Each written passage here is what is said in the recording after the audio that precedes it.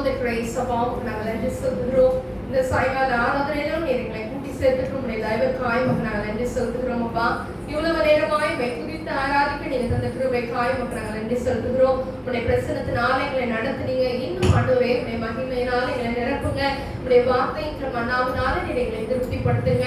இயேசுப்பா, நாங்கள் ஆண்டவரே கேட்கிறவர்களாய் மாத்திரம் இல்லாதபடிக்கு ஆண்டவர் நல்ல நிலத்தில் விதைக்கப்பட்ட விதையை போல அது எங்களுடைய இருதயத்தில் கடித்தரத்தக்கதாக நீங்க கிருபை தாங்க. இயேசுப்பா, ஒரு விஷயம் அடியேனை மூடி மறைத்து நீங்க வெளிப்படுங்க. நீங்க எங்களோடு பேசும் உங்களுடைய சத்தத்தை நாங்கள் கேட்டு எங்களுக்கு உதவி செய்யுங்க.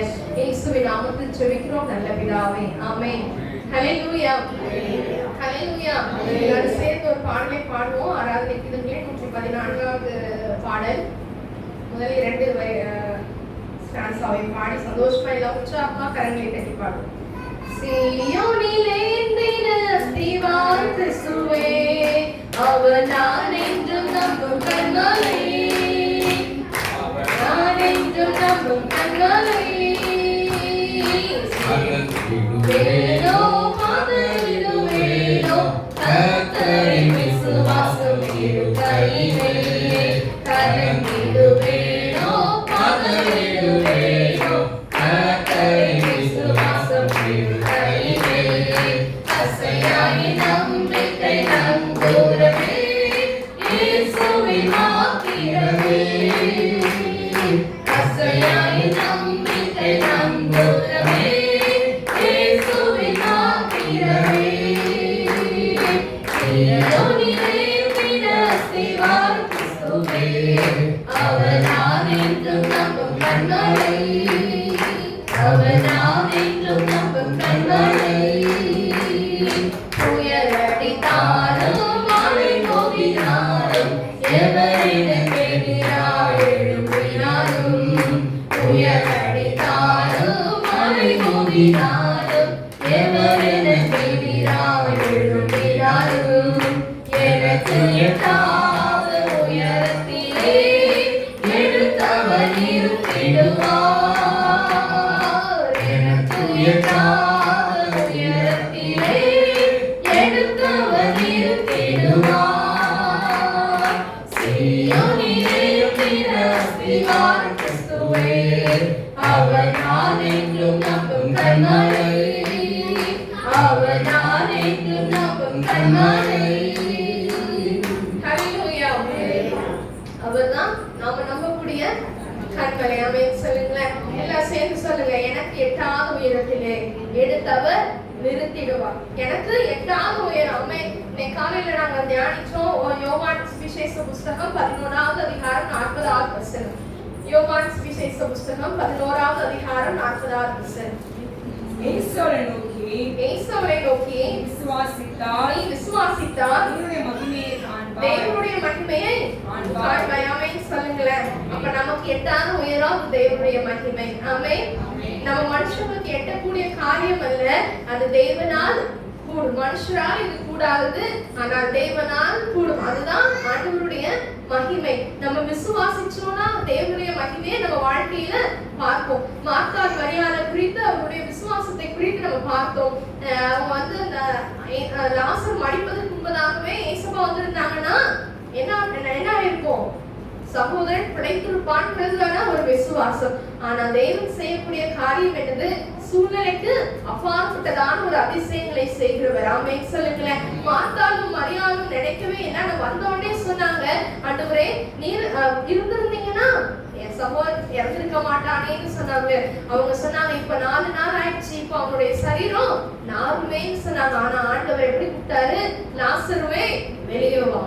நாமே லாசருவே வெளியே வா. முடிச்சு போச்சுன்னு நினைச்சாங்க. ஆனா தேவன் அந்த இடத்துல என்ன கொடுத்தாரு? உயிர் பெற செய்தார். ஆமே. மோசேயினுடைய வாழ்க்கையில பார்க்கும் பொழுது, இஸ்ரவேல் ஜனங்களுடைய வாழ்க்கையில பார்க்கும் பொழுது அவங்களுக்கு பின்னாடி பார்வோனின் சேனை, முன்னாடி செங்கடல். அங்க போறதுக்கு வழியே கிடையாது. இதுவரைக்கும் செங்கடல் பிளந்த மாதிரியோ இல்ல தண்ணீர் புயலாக நின்றதையோ அந்த ஜனங்கள் கேள்விப்பட்டதே கிடையாது. இதற்கு முன்பதாக தான் என்ன பண்றாங்க? யோர்தான் நதியில ஆசாரியர்களுடைய கால் பட்ட மாத்திரத்துல அது புயலாக நின்றது. இதுக்கு முன்னாடி மோசே அந்த செங்கடலை பிளப்பதற்கு முன்னாடி வரைக்கும் தண்ணி நின்னது சரித்திரமே கிடையாது. அவர்கள் கேள்விப்படவே இல்லை. இல்ல. ஆனா ஜனங்கள் பயந்து காணப்படுறாங்க. ஐயோ, முன்னாடி வழி இல்ல, பின்னாடி வந்தா நம்ம இப்ப மறிக்க போகிறோம், கண்ணுக்கு முன்னாடி அவர்களுக்கு மரணம் தெரிஞ்சிருக்கு. ஆனா மோசே விசுவாசித்தார். ஆமே.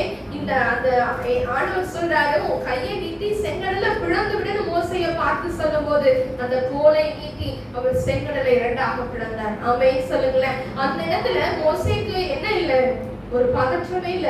ஜனங்கள் எல்லாரும் பதறி கொண்டிருந்தாலும் அவர்கள் எல்லாரையும் வந்து மோசே என்ன செய்கிறவராய் காணப்பட்டார், அமைதிப்படுத்துகிறவராய் காணப்பட்டார். ஆமே. இப்பொழுது இந்த நேரத்துல தியானிக்க போகிறோம். விசுவாசிக்கிறவர்களுடைய காரியங்களை பத்தி பார்க்க போகிறோம். ரோமர் 10வது அதிகாரம் 11வது வசனம். ரோமர் புஸ்தகம் 10வது அதிகாரம் 11வது வசனம். அவர் விசுவாசிக்கிறவன் எவனோ அவன் வெட்கப்படுவதில்லை என்று வேதம் சொல்லுகிறது. அவரை விசுவாசிக்கிறவன் எவனோ அவன் வெட்கப்படுவது இல்லை. நம்ம ஏற்கனவே காலையிலே பார்த்தோம், கிரியையினால் விசுவாசம் செத்ததாய் இருக்கும்.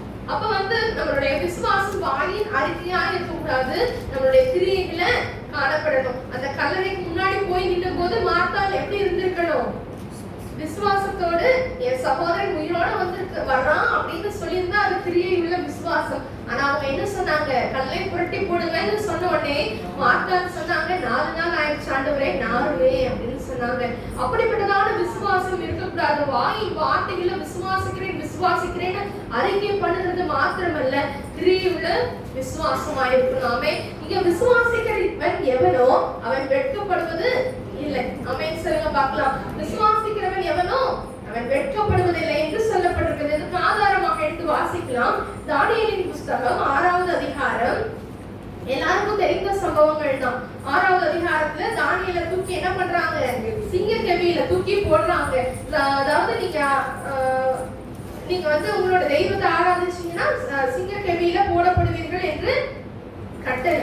அதை மீறி என்ன பண்றாரு, எருசலேமுக்கு நேராக பலகணிகள் திறந்திருக்கு. அங்கே தான் முன் செய்து வந்தபடியே தினம் 3 வேளையும் முழங்கால் படிட்டு ஸ்தோத்திரம் பண்ணி ஜெபம் பண்ணினான். அப்படி இருக்கும் பொழுது அவனை தூக்கி என்ன பண்ணிட்டாங்க, சிங்க கெபியில தூக்கி போட்டுட்டாங்களா? எடுத்து வாசிக்கலாம். இதுக்கப்புறம் என்ன நடந்தது, சிங்கங்கள் அவனை சேதப்படுத்தல. தானியேல் 6வது அதிகாரம் 23வது வசனத்தை வாசிப்போமா? அப்பொழுது ராஜா தன்னில் மிகவும் சந்தோஷப்பட்டு தானியேலை கெபியிலிருந்து தூக்கிவிட சொன்னான். அப்படியே தானியேல் கெபியிலிருந்து தூக்கிவிடப்பட்டான். அவன் தன் தேவன் பேரில் விசுவாசித்திருந்தபடியால் அவனில் ஒரு சேதமும் காணப்படவில்லை. என்ன ஆமென் சொல்லுங்க பார்க்கலாம். தானியேல் வந்து வெளியில வந்ததுக்கு காரணம், அந்த ராத்திரி முழுசு ராஜாவுக்கு தூக்கம் இல்லை. காலையில வந்து கேட்கிறாரு, துயர சத்தமா. அவரோட சத்தம் எப்படி இருந்துச்சா, துயர சத்தம், ஒரு துக்கம் நிறைந்த சத்தத்தோட, தானியேலே நீ ஜீவனுள்ள தேவனே தாசனே, நீ ஆராதிக்கிற உன் தேவன் தப்பிச்சாரா? உடனே என்ன சொல்றாரு, ராஜாவே நீ வென்று வாழ்க, சிங்கங்கள் என்னை சேதப்படுத்தாதபடிக்கு தேவன் தம்முடைய தூதன் அனுப்பி அவைகளின் வாயை கட்டி போட்டான். இப்ப அவனுடைய சத்தம் திரும்ப வருது. அந்த சத்தம் தானியேலோட சத்தத்தை கேட்ட உடனே ராஜாவுடைய துயரம் என்னவா மாறிடுச்சு, சந்தோஷமா மாறிடுச்சு. ஆமென் சொல்லுங்க பார்க்கலாம். அப்ப எப்ப சந்தோஷப்பட்டு அவனை என்ன பண்றாங்க, அந்த கெபியிலிருந்து தூக்கிவிட சொல்றாங்க. கெபியிலிருந்து தூக்கிவிடும் போது அழகாய் வசனம் சொல்லப்பட்டிருக்கிறது, அவன் தன் தேவன் பேரில் விசுவாசித்திருந்தபடியால். ஆமென் சொல்லுங்களேன். அப்ப தானியேலோட விசுவாசம் எப்படிப்பட்டதா இருந்தது, சிங்கத்தின் கெபியில போடப்பட்டாலும் சிங்கங்களின் வாயை அடைப்பார். ஆமென் சொல்லுங்களேன். அவன் தன் தேவன் முன்பதாக குற்றமற்றவனாய் காணப்பட்டான். அப்ப விசுவாசிக்கிறவன் ஒருபோதும் என்ன பண்ண போறது இல்லையா, வெட்கப்பட்டு போவதில்லை. ஆமென் சொல்லுங்களேன். ஒருவேளை அந்த சிங்கங்கள் அவனை சாப்பிட்டிருந்ததுன்னா தேவனுடைய நாமத்துக்கு என்னதான் தூஷணம். அவன் கூப்பிடுகிறதே இல்லை, நீ இடைவிடாமல் ஆராதிக்கிற ஜீவன் உள்ள தேவனுடைய தாசனே. ராஜா கூப்பிட்டதே என்ன சொல்லி கூப்பிட்டாரு, ஜீவன் உள்ள தேவனுடைய தாசனே. ஆமென் சொல்லுங்களேன். நம்மளை அழைத்த தேவன் நம்மளை வெட்கப்பட்டு போக விட மாட்டார். ஆமென். நம்மளை அழைத்த தேவன் வெட்கப்பட்டு போக விட மாட்டார். விசுவாசிக்கிறவன் வெட்கப்பட்டு போவதில்லை. தானியேல் தன் தேவன் பேரில் விசுவாசித்திருந்தபடியால் அவனை சிங்கங்கள் சேதப்படுத்தவே இல்லையா? ஆமென் சொல்லுங்களேன். அதே போலதான் காலையில ஒரு சின்னதா பார்த்தோம், சாத்ராக் மேஷாக் ஆபேத்நேகோ எப்படி விசுவாசம் சொன்னாங்க, நாங்க ஆராதிக்கிற எங்கள் தேவன் எங்களை தப்புவிக்க வல்லவராய் இருக்கிறார். இவர்கள் எல்லாம் சூழ்நிலைக்கு முன்னாடி நின்று விசுவாச அறிக்கை செய்தவர்கள். ஆமென் சொல்லுங்களேன். அந்த தீச்சூளை என்ன பண்ணல, அவங்களை சேதப்படுத்தல. ஆமென் சொல்லுங்க. ஏன்னா விசுவாசித்திருக்கிறவங்கள ஆண்டவர் வெட்கப்பட்டு போக விடவே மாட்டார். ஆமென். சாட்சிகள் சொல்லணும்னா இதுக்கு நிறைய சாட்சிகள் என்ன பண்ணிட்டே இருக்கலாம், சொல்லிட்டே இருக்கலாம். நான் ஆண்டவரை விசுவாசிச்சேன், ஆண்டவர் என்னை கைவிடல, ஆண்டவர் என்ன மனுஷனுக்கு முன்னாடி வெட்கப்பட்டு போக விடவே இல்லை என்று சொல்லி நம்ம அநேக சாட்சிகளை கேட்டிருக்கோம். அப்படியா ஆண்டவர் என்ன பண்ணியிருக்கிறார், இந்த தானியேல் விசுவாசித்திருந்தபடியால். ஆமென். அப்ப நாம விசுவாசித்திருந்தோம்னா கிரியை உள்ள விசுவாசமா இருக்கணும். சும்மா விசுவாசிக்கிறேன் இல்ல, கிரியை உள்ள விசுவாசம் ஆண்டவர் எதிர்பார்க்கிறது அதுதான். ஆமென். அடுத்து எடுத்து வாசிக்கலாம். எபிரேயர் 10வது அதிகாரம் 38வது வசனத்தை வாசிப்போமா? எபிரேயர் 10வது அதிகாரம் 38வது வசனம். விசுவாசத்தினாலே நீதிமான் பிழைப்பான். ஆமென் சொல்லுங்க பார்க்கலாம். விசுவாசத்தினாலே நீதிமான் பிழைப்பான். முதலாவது பார்த்தோம், விசுவாசிக்கிறவன் வெட்கப்பட்டு போவதில்லை. இப்பொழுது விசுவாசத்தினால நீதிமான் பிழைப்பான். இங்க இருக்கிற நீங்களும் நானும் யாரு? கர்த்தருடைய ரத்தத்தினால கழுவப்பட்ட. ஆனா வார்த்தை எப்படி சொல்லுவோம், நான் பெரிய நீதிமான் இல்ல, இல்லையா? கரெக்ட் தான். நம்ம பாவிகளும். இந்த ஆபிரகாம் சொல்வார், நான் தூளும் சாம்பலுமா இருக்கிறேன். அப்படிப்பட்டவங்க தான். ஆனா ஆண்டவர் பாவம் என்னக்கூடிய சேற்றிலிருந்து நம்மளை தூக்கி எடுத்து அவருடைய ரத்தத்தினால கழுவி நீதிமான்களாக முத்தரித்திருக்கிறார். ஆமென் சொல்லுங்க பார்க்கலாம். நீங்களும் நான் கர்த்தருடைய பார்வையில யாரு? ஆமென். பரிசுத்தமா இருந்தோம்னா அவருடைய பார்வையில நீதிமான். அப்ப விசுவாசத்தினாலே நீதிமான் பிழைப்பான். ஆதியாகமம் புத்தகம் 6வது அதிகாரம் 8வது வசனம் 9வது வசனத்தை வாசிப்போமா? ஆதியாகமம் புத்தகம் 6வது அதிகாரம். நோவாவுக்கோ கர்த்தருடைய கட்டளைகளின் கிருபை கிடைத்தது. நோவாவின் வம்ச வரலாறு. நோவா தன் காலத்தில் இருந்தவர்களுக்குள்ளே நீதிமானும் உத்தமனுமாயிருந்தான். நோவா தேவனோடே சஞ்சரித்துக் கொண்டிருந்தான். ஆமென் சொல்லுங்க பார்க்கலாம். இங்க நோவாவின் வம்ச வரலாறுன்னு சொன்ன உடனே நோவா இவனை பெற்றான் என்று சொல்லி வரல. என்ன வந்திருக்கு? அவனுடைய வரலாறு ஆரம்பிக்கும் போதே அவன் உத்தமன், நீதிமானும் உத்தமனுமாய் இருந்தான். நோவா தேவனோட சஞ்சரித்துக் கொண்டிருந்தான். இன்னைக்கு ஆண்டவர் நம்மளை பார்த்து நம்ம பெயரை சொல்லி இவங்களோட வம்ச வரலாறு அப்படின்னு சொல்லிட்டு ஆரம்பிக்கும் போதே எப்படிதான் ஆரம்பிக்கணும்? நீதிமானும் உத்தமன்னு சொல்லணும். இன்னைக்கு ஆண்டவர் நம்மளை பார்த்து சொல்ல முடியுமா? நம்ம நீதிமானா இருக்கிறோமா, உத்தமனாய் காணப்படுகிறோமா? அடுத்த நோவா தேவனோட சஞ்சரித்துக் கொண்டிருந்தான். நாமே சொல்லுங்க பார்க்கலாம். அதுக்கப்புறம் தான் என்ன பண்றாங்க, அவங்க யாரை பெற்றாங்க? வம்ச வரலாறுனா என்னது? இவர்களை பெற்றார்கள், இவரை பெற்றார்கள் அப்படின்னு வரும். கரெக்டா? ஆனா நோவாவுக்கு மட்டும் வித்தியாசமான ஒரு வம்ச வரலாறு. அவன் நீதிமானும் உத்தமனுமாய் இருந்தான். நாமே நோவா தேவனோட சஞ்சரித்துக் கொண்டிருந்தான். இப்படிப்பட்ட நோவாவுக்கு ஆண்டவருடைய கண்கள் என்ன கிடைச்சுதான்? கிருபை கிடைத்தது. ஆமென். அப்ப அந்த தேசத்துல அதாவது பூமியில உருவாக்கப்பட்ட அத்தனை பேரையும் அடிக்கணும்னு நினைச்ச போது இந்த நோவா அவன் நீதிமானா இருந்தான். என்ன செஞ்சாரு? அவருடைய குடும்பம் காப்பாற்றப்பட்டது. ஆமென். எபிரேயர் 11வது அதிகாரத்துல சொல்லப்பட்டிருக்கு, விசுவாசத்தினாலே நோவா பிழைத்தான். ஆமென். அடுத்து 7வது அதிகாரம் 1வது வசனத்தை வாசிப்போம். ஆதியாகமம் 7:1. கர்த்தர் நோவாவை நோக்கி, நீயும் உன் வீட்டார் அனைவரும் வேலைக்குள் பிரவேசியுங்கள். இந்த சந்ததியில் உன்னை எனக்கு முன்பாக நீதிமானாக கண்டேன். எல்லாம் ஒரு ஆமென் சொல்லுங்க பார்க்கலாம். இந்த இடத்துல கர்த்தர் நோவா கிட்ட பேசுறார். ஆமென். கர்த்தர் நோவா கிட்ட பேசி, நீயும் உன் வீட்டார் அனைவரும் வேலைக்குள்ள பிரவேசிங்க அப்படின்னு சொன்னார். அதாவது அவரும் அவர் கூட எத்தனை பேர் வேலைக்குள்ள போனாங்க? 8 பேர். ஆமென். அந்த 8 பேரும் என்ன பண்றாங்க? பிரவேசியுங்க. இந்த சந்ததியில் உங்களை சொல்லிருக்காரா? என்ன சொல்லிருக்காரு? இந்த சந்ததியில உங்களை எனக்கு நீதிமானா பார்த்தேன்னு சொல்லிருக்காரா? உன்னை ஒருமையில தான் சொல்லிருக்காரு. இந்த சந்ததியில உன்னை எனக்கு முன்பாக நீதிமானாக கண்டேன். அப்ப நோவா ஒருவர் மாத்திரம் தான் நீதிமான். அந்த நீதிமான் நிமித்தமாக குடும்பம் காக்கப்பட்டது. ஆமென். இன்னைக்கு உங்களுடைய நடக்கை நிமித்தமா உங்களுடைய குடும்பம் காக்கப்படணும். உங்களுடைய விசுவாசத்தின் நிமித்தமா உங்களுடைய குடும்பம் எப்படி இருக்கணும்? கர்த்தருடைய ராஜ்யத்துக்குள்ள போகணும். ஆமென் சொல்லுங்களேன். உங்க விசுவாசம் ஆமென் ஆண்டவர் எதிர்பார்க்கிறது உங்களுடைய தனிப்பட்ட வாழ்க்கை. உன்னை எனக்கு முன்பாக நீதிமானாக கண்டேன். நீங்க என்ன பண்ணுங்க? வேலைக்குள்ள பிரவேசி. ஆமென் சொல்லுங்க. அப்ப அத்தனை பேரும் அந்த சந்ததி அத்தனை பாவத்துல பெருகி இருந்த போது ஒரே ஒருவர் ஆமென் ஒரே ஒருத்தர் ஆபிரகாம் வந்து பரிந்து பேசுவார் இல்லையா? 10 அதாவது 50 அந்த பட்டணத்துல 50 நீதிமான்கள் இருந்தா அந்த பட்டணத்தை அழிச்சிருவீங்களா? 50 நீதிமான்கள் நிமித்தம் அழிக்க மாட்டேன். 45 நீதிமான்கள் நிமித்தம் அழித்திருவீரா? அழிக்க மாட்டேன். 10 நீதிமான்கள் நிமித்தம் அழித்திருவீரா? அழிக்கவே மாட்டேன்.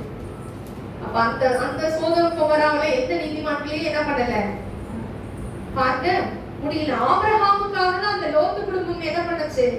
காக்கப்பட்டது. ஆமென் சொல்லுங்களேன். ஆபிரகாம் அங்க திறப்புல நிற்கிறார். நம்முடைய சகோதரருடைய குடும்பத்துக்காக ஆண்டவரே அப்படின்னு சொல்லி என்ன பண்றாரு? நிற்கிறார். அவர்கள் தாமதித்த போது கூட என்ன பண்றாங்க? தூதர்கள் அவர்களை துரிதப்படுத்தி கைகளை பிடிச்சு வெளியில கொண்டு போய் விட்டாங்கன்னு சொல்லி வேதம் சொல்லுகிறது.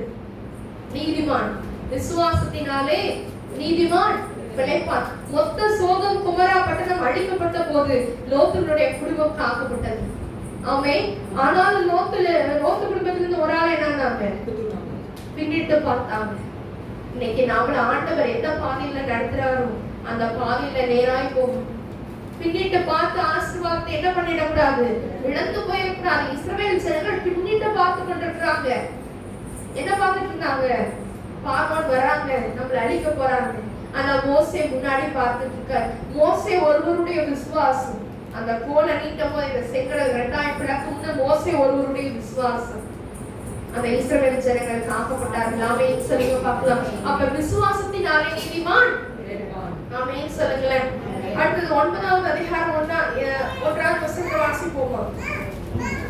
பின்பு தேவன் நோவாவையும் அவன் குமாரரையும் ஆசீர்வதித்து நீங்கள் பழுகி பெருகி பூமியை நிரப்புங்கள். அவங்க குடும்பத்தை காத்துக்கு மாத்திரம் இல்ல, அதுக்கப்புறம் பேலையிலிருந்து வெளியே வந்த உடனே ஆண்டவர் என்ன பண்றாரு? அந்த நோவாவின் குடும்பத்தை ஆசீர்வதிக்கிறார். ஆமென். இவ்வளவு நாள் இந்த மனுஷங்களை உருவாக்குனதை குறித்து ஆண்டவர் மனஸ்தாபப்பட்டாரு. இந்த இடத்துல என்ன பண்றாங்க? நீங்க பழுகி பெருகி பூமியை நிரப்புங்க. இனிமே இப்படிப்பட்டதான சம்பவத்தை என்ன பண்ண மாட்டேன், இப்படி நான் ஜனங்களை என்ன செய்ய மாட்டேன், அழிக்க மாட்டேன் என்று சொல்லி நோவாவுக்கு தேவன் உடன்படிக்கை பண்ணுகிறவராய் இருக்கிறார். இன்னைக்கு நாமளும் நீதிமான்களாக இருந்தோம்னா நம்மளுக்காக ஆண்டவர் என்ன பண்ணுவாரு? உடன்படிக்கையை ஏற்படுத்துவார். ஆமென். அடுத்த ஒரு காரியங்களை வாசிப்போம். ஏசாயா 28வது அதிகாரம் 16வது வசனம். ஏசாயா தீர்க்கதரிசன புத்தகம் 28வது அதிகாரம் 16வது வசனம். ஆதலால் கர்த்தராகிய ஆண்டவர் உரைக்கிறதாவது, இதோ அஸ்திபாரமாக கல்லை நான் சீயோனிலே வைக்கிறேன். ஒரு கல்லை நான் சீயோனிலே வைக்கிறேன். அது பரீட்சிக்கப்பட்டதும் வெளியேற பெற்றதும் திட அஸ்திபாரம் உள்ளதுமான மூளைக்கல்லாய் இருக்கும். விசுவாசிக்கிறவன் பதறான். ஆமென் சொல்லுங்க பார்க்கலாம். விசுவாசிக்கிறவன் இப்பதான் பாட்டோம். சீயோனில் என்கிற அஸ்திபாரம் யாரு? கிறிஸ்து. ஆமென். அவர் நான் என்று நம்பும் கண்மலை. அப்ப கிறிஸ்துதான் அப்படின்னு சொல்லி நம்ம நம்புகிறோம் பாத்தீங்களா? நம்ம விசுவாசிக்கிறோம் பாத்தீங்களா? விசுவாசிக்கிறவன் ஆமென் சொல்லுங்க. விசுவாசிக்கிறவன் ஒரு கஷ்டமான சூழ்நிலையை பார்த்து விசுவாசிக்கிறவங்க பதறலாமா? பதற கூடாது. அந்த சூழ்நிலை இருக்கணும். இந்த சூழ்நிலையை மேற்கொள்ள என் தேவன் எனக்கு என்ன செய்வாரு? உதவி செய்வார். விசுவாசிக்கிறவன் பதறான். எல்லாரும் ஆபிரகாமுடைய காரியங்கள் தெரிந்த சம்பவங்கள் தான். ஆபிரகாமுக்கு தேவன் என்ன பண்றாரு? வாக்குத்தத்தம் பண்ணுகிறார். எடுத்து வாசிக்கலாம். ரோமர் 4வது அதிகாரம் 18வது வசனத்திலிருந்து 28வது வசனம் வரை. ரோமர் 4வது அதிகாரம் 18 முதல் 21 வரை. உன் சந்ததி இவ்வளவாய் இருக்கும் என்று சொல்லப்பட்டபடியே அநேக ஜாதிகளுக்கு தகப்பனாவதை நம்புகிறதற்கு ஏதுமில்லாதிருந்தும் அதை நம்பிக்கையோடு அதை நம்பிக்கையோட விசுவாசித்தான். அவன் விசுவாசத்திலே பலவீனமாய் இருக்கவில்லை.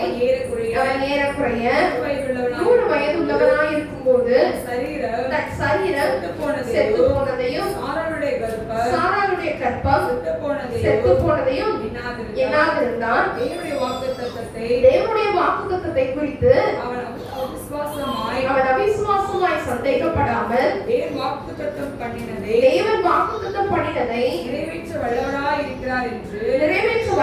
இருக்கிறார் என்று முழு நிச்சயமாய் நம்பி தேவனை மகிமைப்படுத்தி விசுவாசத்தில் ஆமென் சொல்லுங்க பாப்போம். இந்த இடத்துல வந்து பாசிபிலிட்டியே கிடையாது. ஆமென் ஆமென் சொல்லுங்க. சாராளுடைய சரீரம் கர்ப்பம் செத்து போச்சு. இவருக்கு 100 வயசு ஆயிடுச்சு. அவன் எதனால வந்து சொல்லப்பட்டிருக்கிறது? அவன் விசுவாசத்தில் எப்படி இருக்கலையா? பலவீனமா இருக்கல. அவன் சரீரம் பலவீனப்பட்டு போனாலும் அவனுடைய விசுவாசத்துல அவன் பலவீனப்பட்டு போகவே இல்லை. இன்னைக்கு அநேக சூழ்நிலைகள்ல நம்ம எவ்வளவுதான் பலசாலிகளா இருந்தாலும் நம்ம யாரு? விசுவாசத்துல பலவீனர்களாய் காணப்படுகிறோம். ஆனா ஆண்டவர் எதிர்பார்த்து விசுவாசம் ஸ்ட்ராங்கா இருக்கும். ஆமென். விசுவாசம் ஸ்ட்ராங்கா இருக்கணும். ஆண்டவர் எனக்கு கொடுத்துட்டாருன்னா அதை நிறைவேற்ற அவர் வல்லமை உள்ளவர். ஆமென். ஆண்டவர் எனக்கு கொடுத்திருக்கிற வாக்குத்தத்தத்தை அவர் நிறைவேற்ற வல்லமை உள்ளவர். ஆமென். இன்னைக்கு காலையில பார்த்தோம். அதாவது அந்த பாதை இஸ்ரவேல் ஜனங்களுக்காக திறக்கப்பட்ட பாதை. இஸ்ரவேல் ஜனங்கள் அதுல போயிட்டு இருக்காங்க. பின்னாடியே அவர்களை அழிக்கும்படியா யார் வராங்க? பார்வோனின் சேனை வராங்க. ஆனா தேவனுடைய தூதனானவர் என்ன பண்றாரு? முன்னாடி போயிட்டு இருந்தவர் எந்திரிச்சு என்ன பண்றாரு? விலகி இஸ்ரவேல் ஜனங்களுக்கு பின்னாடி போனார். ஆமென் சொல்லுங்க. அப்ப இன்னைக்கு நாம என்ன நினைக்கிறோம்? எப்படி பலவீனமா இருக்கிறோம்? ஐயோ நம்ம இன்னும் பின்தொடர்ந்து வராங்களே, நம்ம விலகி போனாலும் இன்னும் நம்ம பின்தொடர்ந்து வருகிறதே. ஆனா ஆண்டவர் அவருடைய சர்வ சேனைகளை கொண்டு நம்மளை காக்க வல்லமை உள்ளவராக இருக்கிறார். நமக்கு கொடுத்திருக்கிற ஒவ்வொரு வாக்குத்தத்தங்களும் அது ஆமென் என்றும் இருக்கிறது. அவன் விசுவாசத்துல பலவீனமாய் இருக்கவில்லை. ஆமென் சொல்லுங்களேன். அதே மாதிரி அவன் சுதந்திரித்துக் கொண்டான். அவனுக்கு தெரியும் இல்லாத இடத்துல இருந்து தேவனால உருவாக்க முடியும்னு முழு நிச்சயமாய் நம்பினான். ஆமென். ஸ்திரீகளுக்குள்ள வழிபாடு சாராளுக்கு நின்று போயிடுச்சு. ஆனாலும் அதிலிருந்து தேவன் என்ன பண்ணாரு? செத்து போன கர்ப்பத்துல தேவன் ஒரு கருவை உருவாக்கினார். ஆமென். ஈசாக்கை தேவன் பழுகி பெருக வச்சார். செத்து போன லாசருவை தேவன் உயிரோடு எழுப்பினார். ஆமென். இந்த விசுவாசி பதறான்றதுக்கு எக்ஸாம்பிள் ஆபிரகாம் தான். எடுத்து வாசிக்கலாம். ஆதியாகமம் 22வது அதிகாரம் 1வது வசனம். இந்த காரியங்கள் நடந்த பின்பு தேவன் ஆபிரகாமை சோதித்தார். எப்படியெனில் அவர் அவனை நோக்கி ஆபிரகாமே என்றார். அவன் இதோ அடியேன் என்றான். ஆமென். இந்த இடத்துல பாருங்க, ஆண்டவர் கூப்பிடுறாரு. ஆனா ஆண்டவர் கூப்பிடும் போது ஆபிரகாமுக்கு தெரியாது. இந்த ஆண்டவர் டெஸ்டிங்காக கூப்பிடுறாருங்கிறது ஆபிரகாமுக்கு தெரியாது. ஆண்டவருடைய சத்தத்தை கேட்ட உடனே இதோ அடியேன்னு சொன்னார். என்ன சொன்னாரு? இதோ அடியேன்னு சொன்னார். அதுக்கப்புறம் என்ன நடந்ததுன்னு எல்லாருக்கும் தெரியும். செல்ல பையன், உன்னோட ஒரே பையன், நீ எனக்கு என்ன பண்ணணும்? இந்த இடத்துல வந்து நீ பலி செலுத்தணும்னு சொல்றாரு. இது இப்போ வந்து என்ன பண்றாங்க? கழுதைய, விறகு கட்டை எல்லாத்தையும் எடுத்துட்டு போறாங்க. அந்த ஆண்டவர் குறிக்கப்பட்ட அந்த மலைக்கு போயிட்டு இருக்காங்க. ஒரு குறிப்பிட்ட இடம் வந்தோடனே வேலைக்காரர்களை அங்கேயே நிறுத்தி வச்சுட்டு, நானும் என் பிள்ளையாண்டாலும் அவ்விடம் மட்டும் போயிட்டு திரும்பி வருவோம்னு சொன்னார். ஆமென். இந்த சம்பவங்கள் எல்லாருக்கும் தெரிந்தது அல்லவா? அதனால வேகமா போலாம். போயிட்டு நாங்க திரும்பி வருவோம்னு சொல்றாரு. இந்த இடத்துல வந்து அவருடைய உள்ளத்துக்குள்ள எவ்வளவு துக்கம் இருந்திருக்கும். ஆனா அவர் விசுவாசி. ஆமென் சொல்லுங்களேன். ஆபிரகாம் ஒரு விசுவாசிகளின் தகவல். ஆமென். அதாவது நம்ம கணிதத்துக்கு தந்தை அப்படின்னு இருப்பாங்க இல்லையா? Father of maths, father of computer அப்படின்னு சொல்லிட்டு இருப்பாங்க. அதை யார் கண்டுபிடிச்சாங்களோ அவங்கதான் அதுக்கு தந்தைன்னு சொல்லுவாங்க. கரெக்டா? அப்போ விசுவாசிகளின் தகவல்னு ஏன் பேர் வந்துச்சுன்னா அவங்கதான் விசுவாசத்துக்கு எக்ஸாம்பிள். ஆமென். அப்ப இந்த இடத்துல வந்து என்ன வந்துச்சுன்னு பாருங்க. அங்க மகன் கேட்கிறான், அப்பா இங்க கட்டை இருக்கு, எல்லாமே ரெடியா இருக்கு, ஆனா என்ன இல்ல பலி செலுத்துறதுக்கு ஆட்டுக்குட்டிய. ஆனா அந்த மகன் என்ன நினைச்சு கேட்டிருப்பான்? அப்பாவுக்கு வயசாயிடுச்சு, ஒருவேளை ஆட்டுக்குட்டிய மறந்துட்டு பலி செலுத்த போறாங்களோ அப்படின்னு சொல்லிட்டு என்ன பண்ணிருக்கலாம்? அந்த பையன் ஞாபகப்படுத்தி இருக்கலாம். ஆனா அந்த மகன் கிட்ட கூட என்ன பண்ணல? அவர் சொல்லல. அது என்ன பண்ணுவார்? என்ன சொல்லிருக்கிறார்? அதுக்கு பதிலாக என் மகனே, தேவன் தமக்கு தகன பலிக்கான ஆட்டுக்குட்டியை பார்த்துக்கொள்வார். அப்ப அவருக்குள்ள வேதனை இருந்திருந்ததுன்னா அது எப்படிடா என் வாயால சொல்லுவேன், வாடா போலாம் அப்படி சொல்லியிருக்கலாம். ஆனா அவருடைய வார்த்தையிலிருந்து வந்த வார்த்தை என் மகனே. அவன் என் மகனே என்ன சொல்லியிருக்காரு? தேவன் என் மகனே, என் செல்ல பையனே, தேவன் அவரோட ஆட்டுக்குட்டிய பார்த்துக்குவார். ஆனா ஆபிரகாமுக்கு ஆண்டவருக்கு மட்டும்தான் தெரியும் அந்த ஆட்டுக்குட்டியே யாரு?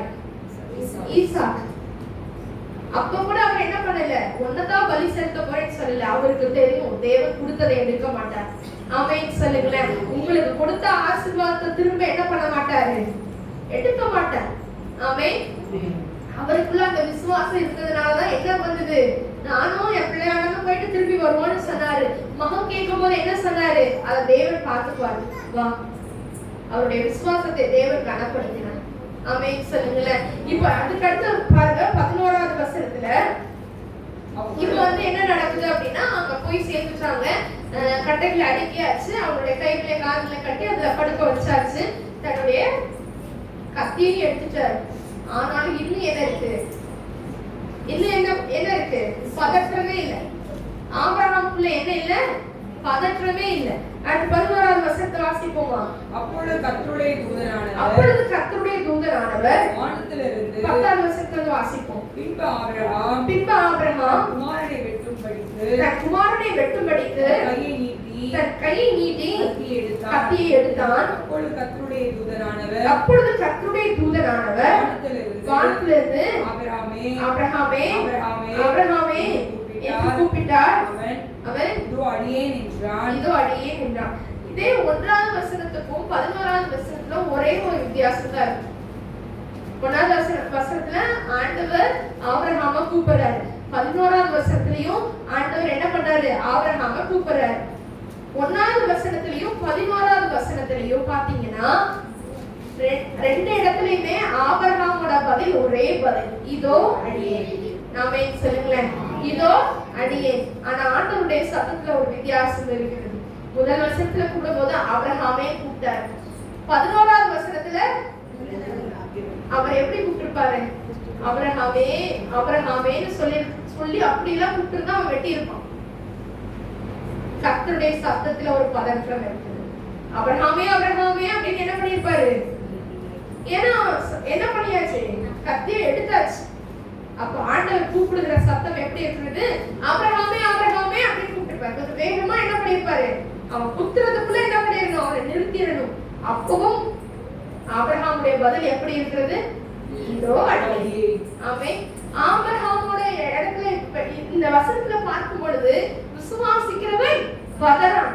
இந்த கடினமான சூழ்நிலையில தான் பையனை தானே கொத்த வேண்டிய ஒரு சூழ்நிலையிலே கூட அவன் விசுவாசத்துல உறுதியாயிருக்கிறான். அவனுக்குள்ள என்ன வரல? பதற்றம் வரவே இல்லை. ஆமென் சொல்லுங்களேன். அப்ப முதல் வசனத்திலையும் 11வது வசனத்துல ரெண்டே காரியங்கள். கர்த்தர் ஆபிரகாமை கூப்பிடுறாரு. ஆபிரகாம் அதற்கு ஆண்டவரே பதில் சொல்றாரு.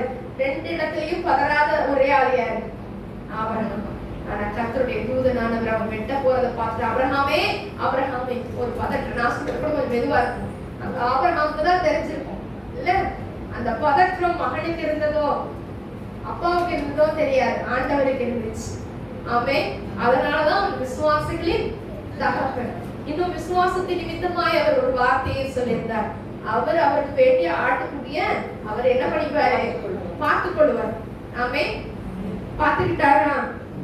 13வது வசனத்துல பாருங்க. இதுக்கப்புறம் என்ன சொன்னாருன்னு தெரியும் இல்லையா? உன் கையும் பையன் மேல போடாத, உன் நேசபுத்திரனும் நீ பார்க்கல, உன்னோட ஒரே பையனும் நீ பார்க்கல. அவன் என்ன பண்ற?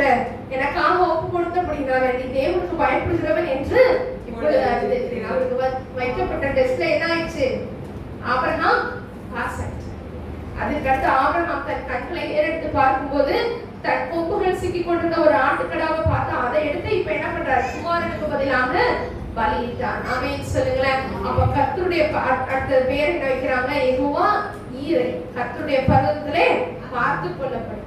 ஆமென் சொல்லுங்களேன். இன்னைக்கு உங்களுக்கு என்னெல்லாம் தேவையோ அதை கர்த்தர் பார்த்து கொள்வார். ஆமென் சொல்லுங்களேன். கர்த்தருடைய பர்வதத்துல அது பார்த்து கொள்ளப்படும். கர்த்தர் பார்த்து கொண்டார். ஆமென் சொல்லுங்களேன். ஏன்னா அவர் தன்னுடைய மகன் வேலைக்காரன் கிட்ட அவர் சொன்னதையும் ஆண்டவர் கனப்படுத்தினாரு. மகன் கிட்ட சொன்னதையும் ஆண்டவர் என்ன பண்ணாரு? கனப்படுத்தினார். நான் கடைசி செகண்ட் வரைக்கும் ஒரு நேரம் கூட ஆபிரகாம் என்ன பண்ணாரு? ஆண்டவரே கொடுத்தீங்களே, கொஞ்சம் என்ன பண்ணுங்க, மறுபரிசீலனை செய்யுங்க அப்படிலாம் அவர் கேட்கல. அவர் எனக்கு தந்ததை நிச்சயமா என்ன பண்ணுவாரு?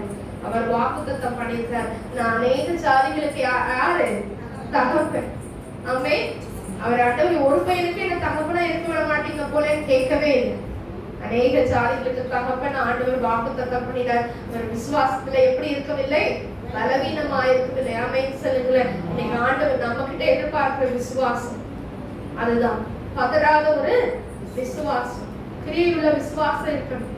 பதறாத விசுவாசமும் இருக்கணும். கர்த்தர் எனக்காக எல்லாத்தையும் அதினதி காலத்துல நேர்த்தியாய் செய்து முடிப்பார். ஆமென். நெகட்டிவான பேச்சுக்கே இல்ல, இடமே இல்ல. காலையில பார்த்தோம், அந்த ஜனங்கள் அத்தனை பேரும் நெகட்டிவா பேசினாலும் மோசே கர்த்தருடைய சத்தத்தை கேட்டு கொண்டிருக்கிறான். நான் சாக போறேன், என் வாழ்க்கை முடிஞ்சிருச்சு முடிஞ்சிருச்சு முடிஞ்சிருச்சுன்னு அத்தனை ஜனங்கள் கதறும் பொழுதும் மோசையை பார்த்து ஆண்டவர் சொன்னார், உங்களுக்கு முன்னாடி தேவன் வழிகளை திறக்க வல்லமை உள்ளவராயிருக்கிறார். ஆமென் சொல்லுங்களேன். உங்களுக்கு வேண்டிய ஒவ்வொரு தேவைகளை கர்த்தருடைய பர்வதத்திலே பார்த்து கொள்ளப்பட்டிருக்கிறது. ஆமென். விசுவாசிக்கிறவங்க நல்ல ஒரு ஆமென் சொல்லுங்க பார்க்கலாம். கர்த்தருடைய பர்வதத்துல பார்த்து கொள்ளப்படும். இப்ப சூழ்நிலை ஆப்போசிட்டா இருக்கலாம், சூழ்நிலை எதிராக இருக்கும் பொழுது நீங்க சொல்லுங்க, கர்த்தர் இதை பார்த்து கொள்ளுவார். ஆமென் சொல்லுங்களேன். நீங்களே பாத்துக்கலாம் பாத்துக்கலாம் பாத்துக்கலாம் உங்களோட சொந்த பலத்துல ஓடுனீங்கன்னா ஆண்டவரால என்ன பண்ண மாட்டாரு? அவர் என்ன செய்ய மாட்டாரு? உங்களுக்காக வர மாட்டார். அந்த இஸ்ரவேல் ஜனங்கள் எல்லாரும் திரும்பி, சரி நம்ம எல்லாரும் சேர்ந்து கல்ல வச்சாலும் அந்த ஜனங்களை எல்லாம் அடிச்சு ஓட விடுவோம் அப்படின்னு நினைச்சு திரும்பி இருந்தாங்கன்னா கர்த்தர் யுத்தம் பண்ணிருப்பாரா? பண்ணிருக்க மாட்டார். கர்த்தர் உங்களுக்காக யுத்தம் பண்ணணும்னா நீங்க சும்மா இருக்கணும். ஆமென் சொல்லுங்களேன். நீங்க சும்மா இருந்தாதான் கர்த்தர் உங்களுக்காக யுத்தம் பண்ணுவார். உங்களுக்கு விரோதமா பேசுறவங்களா இருந்தாலும் சரி, நீங்க என்ன பண்ணக்கூடாது? சார் நம்ம இப்படி பேசிட்டாங்களே அப்படி பேசிட்டாங்களேன்னு சொல்லி என்ன செய்யக்கூடாது? பதறக்கூடாது. கர்த்தர் அவர்களை பார்த்துக் கொள்வார். ஆமென் சொல்லுங்களேன். கர்த்தருடைய பர்வதத்துல பார்த்துக் கொள்ளப்படும். ஆமென். ஏன்னா விசுவாசிக்கிறவன் வெட்கப்பட்டு போவதே இல்லை. விசுவாசிக்கிறவன் பதறி போவதே இல்ல. அப்ப நீங்க பதறிட்டீங்கன்னா உங்களோட விசுவாசத்துல நீங்க என்ன ஆயிட்டீங்க? பிரயோகப்பட்டுட்டீங்க. விசுவாசத்தினால நீதிமான் என்ன பண்ணுவான்? பிழைப்பான். அத்தனை பேர் அழிச்சு போனாலும் நீங்க உங்க விசுவாசத்துல உறுதியா இருந்தீங்கன்னா அழிந்து போகாதபடிக்கு தேவன் நித்திய ஜீவன்ல கொண்டு போய் சேர்த்துருவார். ஆமென். அடுத்த ஒரு காரியம் மார்க் 9வது அதிகாரம் 23வது வசனம். மார்க் சுவிசேஷ புத்தகம் 9வது அதிகாரம் 23வது வசனம். இயேசு அவனை நோக்கி நீ விசுவாசிக்க கூடுமானால் ஆகும். நீ விசுவாசிக்க கூடுமானால் ஆகும். விசுவாசிக்கிறவனுக்கு எல்லாம் கூடும். ஆமென் சொல்லுங்க பார்க்கலாம். எல்லாம் சொல்லுங்க. விசுவாசிக்கிறவனுக்கு எல்லாம் கூடும். விசுவாசிக்கிறவனுக்கு எல்லாம் கூடும். கூடாதது எதுவுமே கிடையாது. ஆமென். விசுவாசிக்கிறவனுக்கு எல்லாம் கூடும். எல்லா பக்கத்துல இருக்கிறவங்க பார்த்து கையை கொடுத்து சொல்லுங்க பார்க்கலாம். விசுவாசிக்கிறவனுக்கு எல்லாம் கூடும். இன்னும் சொல்லுங்க, சத்தம் பத்தலையே. எல்லாரையும் பார்த்து சொன்னீங்களா? விசுவாசிக்கிறவனுக்கு எல்லாம் கூடும். சூழ்நிலையை மாற்றுவதற்கு தேவனால் கூடும். ஆமென் சொல்லுங்களேன். விசுவாசிக்கிறவங்களை பார்த்து ஆண்டவர் சொல்லுகிறார், நீ விசுவாசிச்சியா? இந்த காரியம் கைகூடும். ஆமென். இந்த காரியம் கைகூடும். இதற்கு ஆதாரமாக எடுத்து வாசிக்கலாம். 1 சாமுவேல் 17வது அதிகாரம் 33வது வசனம்.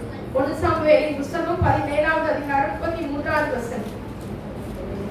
அப்பொழுது சவுல் தாவீதை நோக்கி, நீ இந்த பெலிஸ்தனோட எதிர்த்து யுத்தம் பண்ண உன்னால் ஆகாது. நீ இளைஞன், அவனோ தன் சிறு வயது முதல் யுத்த வீரன் என்றான். இந்த இடத்துல பாருங்க, அங்க பெலிஸ்தன் ஒருவன் என்ன பண்றாரு? கோலியாத் என்ன பண்றான்? டெய்லி வருவான், கர்த்தருடைய நாமத்தை என்ன பண்ணுவாரு? நிதித்து போறாரு. இத ஒரு நாள் ஆடு வைத்து கொண்டிருக்கிற ஒரு தாவீது அந்த இடத்துக்கு போய் அந்த வார்த்தைகளை கேட்ட உடனே அவனுக்குள்ள இருந்த அந்த பக்தி வைராக்கியம் எப்படி இருக்குது? ஏன்டவரை பத்தி இவ்வளவு பேசுறாங்க, இத்தனையும் கேட்டு நம்ம ஜனங்கள் இப்படி நிக்கிறாங்களேன்னு சொல்லி பக்தி வைராக்கியத்தோட எந்திரிச்சு அவனுக்கு எதிராக நான் போறேன் அப்படின்னு சொல்றாங்க. உடனே நெகட்டிவான வேர்ட்ஸ் வருது. இன்னைக்கு நம்மளை பார்த்து பேசுறதுக்கு ஒரு கூட்ட ஜனங்கள் இருக்கத்தான் செய்யும். ஆமென் சொல்லுங்களேன். இங்க சவுல் சொல்றாரு, நீ இந்த, ஏன்னா அவன் புரிய வைக்கிறார், நீ இந்த பெலிஸ்தனோட எதிர்த்து சண்டை போட்டு உன்னால என்ன பண்ண முடியாது? ஜெயிக்க முடியாது. நீ யாரு? நீ இளைஞன், அவன் சின்ன வயசுல இருந்து யுத்த வீரன். நீ இன்னும் சின்ன வயசு பையன் தான், நீ குட்டி பையன் தான், நீ இளைஞனா இருக்க. அவன் சின்ன வயசுல இருந்து என்ன பண்ணிருக்கான்? பிராக்டிஸ் பண்ணிருக்கான். அவன் ஒரு யுத்த வீரன். ஆமா, அவன் யுத்த வீரன் தான். அவன் பெரிய எப்படி இருக்கான்? ரொம்ப பெருசா இருக்கான். அந்த நான் சண்டே கிளாஸ்ல ரொம்ப மெஷர்மெண்ட்லாம் பண்ணி பார்த்துருக்கோம். அந்த மாதிரி ரொம்ப ஹைட்டா இருப்பான், பல்கா இருப்பான், ஃபுல்லா கவர் பண்ணியிருப்பான். இவனுக்கு என்ன இல்ல, இவனோட சைஸுக்கு யுத்த ஆடையே இல்ல. யுத்தத்துக்கு போறதுக்கான கவசம் எதுவுமே இவனோட சைஸ்க்கு இல்ல. அவன் எல்லாத்தையும் போடும்போது இதெல்லாம் எனக்கு என்ன ஆகாது, செட் ஆகாது. யுத்தத்திற்கு எப்படி ஒரு வீரன் தயாராகி போவானோ அந்த மாதிரி தயார்படுத்துவதற்கு இவன்கிட்ட ஒண்ணுமே கிடையாது. அப்ப சொல்றாரு பாருங்க, தாவீது சவுல பார்த்து சொல்றாரு, ஆடுல மேய்ச்சிட்டு போது ஒரு விச சிங்கமும் ஒரு விச கரடியும் மண்டையில இருக்கிற ஒரு ஆட்டை பிடித்து கொண்டது. நான் அதை தொடர்ந்து போயிட்டு அது வாய்ப்பு தப்பிச்சேன். அதே மேல் பாஞ்ச போது அதை என்ன பண்றேன், தாடியை பிடித்து அதை கொண்டு போட்டேன் அப்படின்னு சொல்லிட்டு 36ஆம் வசனத்துல சொல்றாரு, அந்த சிங்கத்தையும் அந்த கரடியையும் உடைய அடியானாகிய நான் கொன்றேன். விருத்த சேதம் இல்லாத இந்த பெலிஸ்தனும் அவர்களில் ஒன்றை போல இருப்பான். அவன் ஜீவனுள்ள தேவனுடைய சேனைகளை நிந்தித்தானே என்றான். அவனுக்குள்ள எப்படிப்பட்டதான ஒரு நம்பிக்கை பாருங்களேன். அதாவது ராஜாவுக்கு எப்படி பதில் சொல்றாருன்னா, ஆமா அவன் சின்ன வயசுல இருந்து யுத்த வீரன் தான், அவன் சாதாரண ஒரு மனுஷன் கிட்ட இருந்து என்ன பண்ணிருக்கான், பிராக்டிஸ் எடுத்திருக்கான். ஆனா நான் எனக்கு பிராக்டிஸ் கொடுத்தது யாரு? ஜீவனுள்ள தேவன். ஆமென் சொல்லுங்க பார்க்கலாம். இன்னைக்கு உங்களை ஒவ்வொரு நாளும் ஒவ்வொரு பாதையில ஆண்டவர் நடத்தி கொண்டு இருக்கிறார்னா ஆண்டவர் உங்களை பயிற்றுவித்துக் கொண்டிருக்கிறார். ஆமென் சொல்லுங்களேன். சிங்கம் போன்ற பிரச்சனைகள், கரடிகள் போன்ற பிரச்சனைகளை நீங்க தாண்டி போயிட்டு இருக்கிறீங்கன்னா இதை காட்டிலும் இன்னும் பெரிய சூழ்நிலைகளை நீங்க சந்திக்கிறதுக்கு தேவன் உங்களை ஆயத்தப்படுத்தி கொண்டிருக்கிறார். ஆமென் சொல்லுங்களேன். அப்ப இந்த தாவீது சவுலுக்கு சொல்லுகிற பிரதியுத்தரம் என்ன?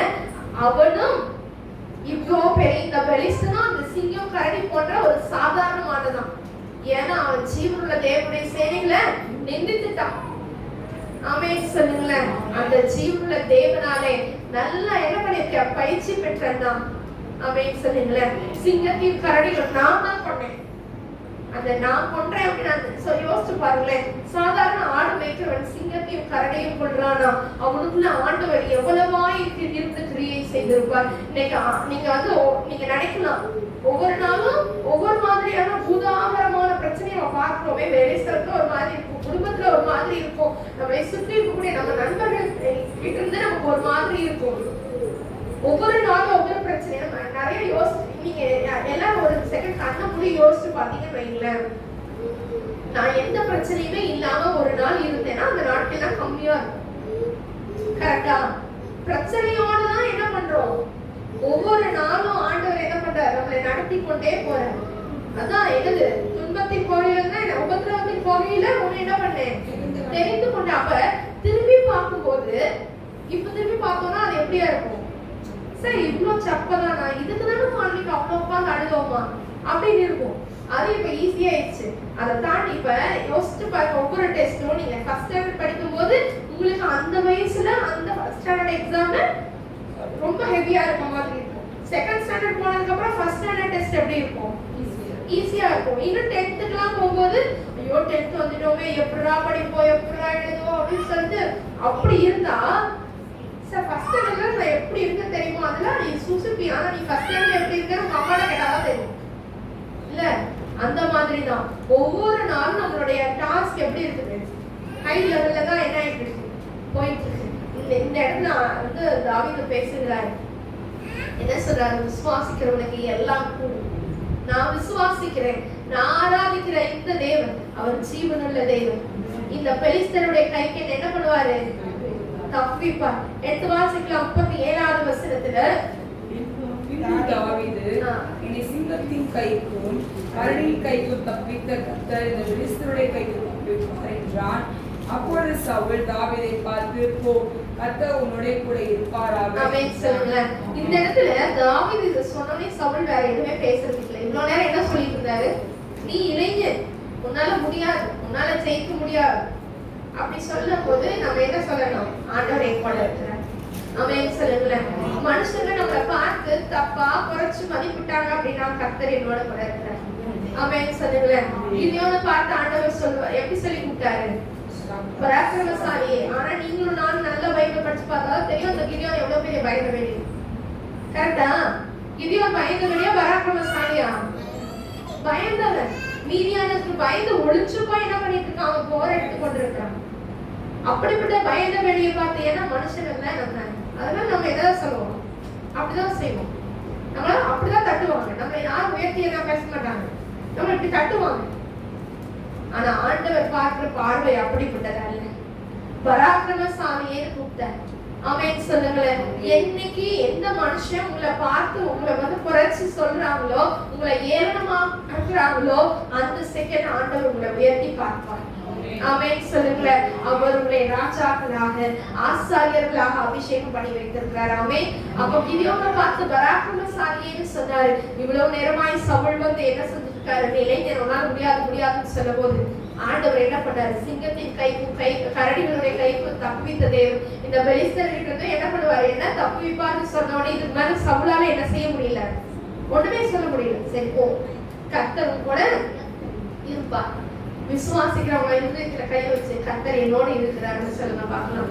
கர்த்தர் என்னோடு இருக்கிறார். ஏசாயால அழகா சொல்லப்பட்டிருக்கு, பயப்படாதே, நான் உனக்கு துணை நிற்கிறேன், நான் உன் வலது கையை பிடிச்சிருக்கேன், உனக்கு துணை நிற்கிறேன். ஆமென் ஆமென் சொல்லுங்களேன்.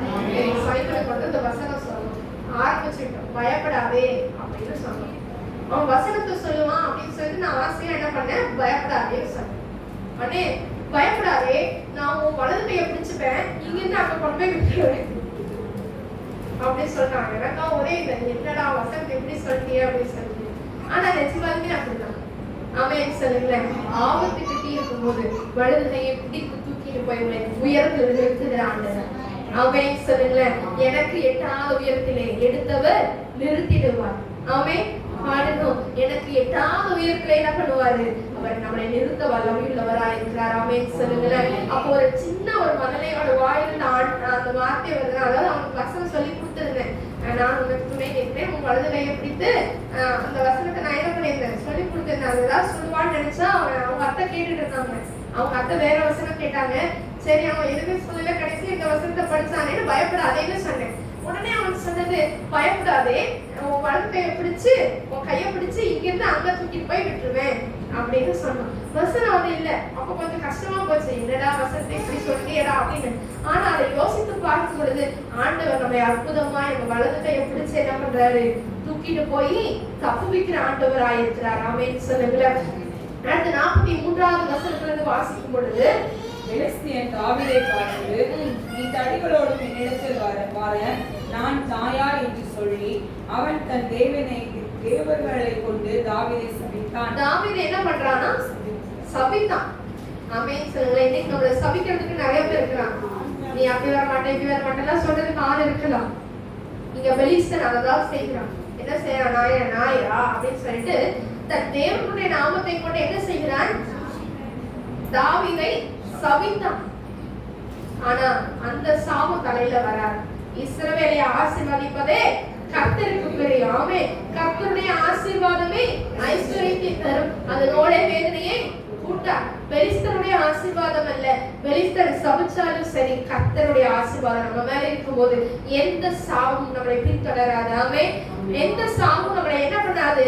மேற்கொள்ளாது. அடுத்து பாத்தீங்கன்னா பின்னும் அந்த பெலிஸ்தன் தாவீதை பார்த்து எடுத்துட்டு வா, இன்னைக்கு நான் உன் மாம்சத்தை ஆகாய்க்கு பறவைகளுக்கும் காட்டு மிருகங்களுக்கும் கொடுப்பேன் அப்படின்னு சொன்னதுக்கு அப்புறம் தாவீது சொல்றாரு, பெலிஸ்தனை நோக்கி, நீ பட்டயத்தோடு ஈட்டியோடு கேடகத்தோடு எடுத்து வருகிறாய், நானோ சொல்லுங்க பார்க்கலாம், நானோ நீ நேசித்த இஸ்ரவேலுடைய ராணுவங்களின் தேவனாகிய சேனைகளுடைய கர்த்தரின் நாமத்தினாலே உன்னிடத்தில் வருகிறேன். ஆமென் சொல்லுங்க பார்க்கலாம். நாம யாருடைய நாமத்தினால வருகிறோம்?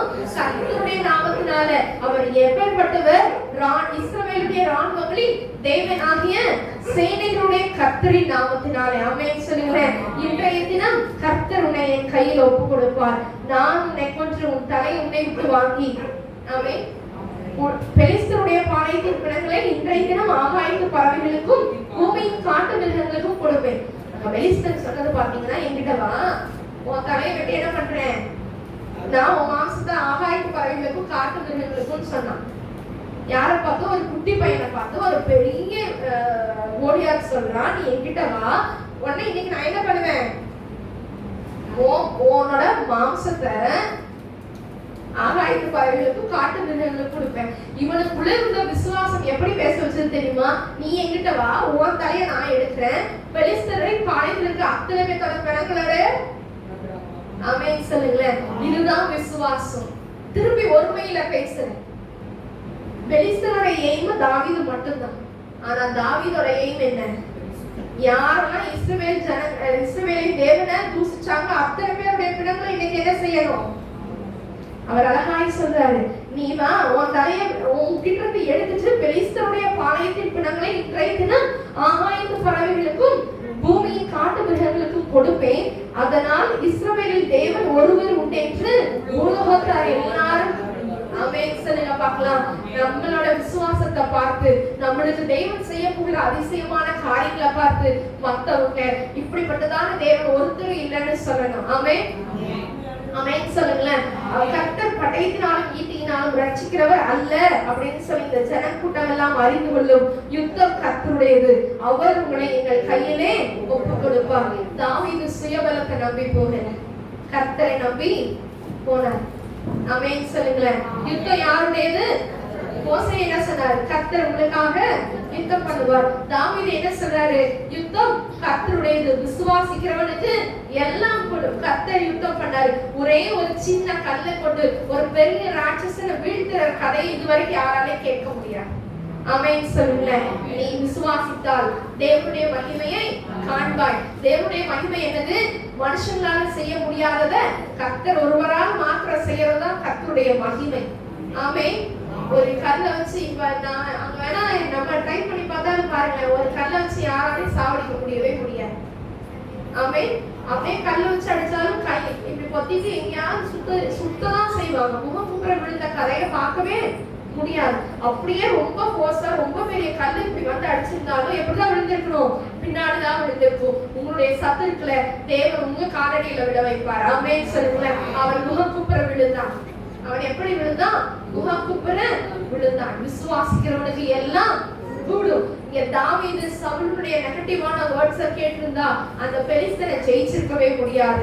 அவன் விசுவாசம் யார் பேர்ல இருந்தது?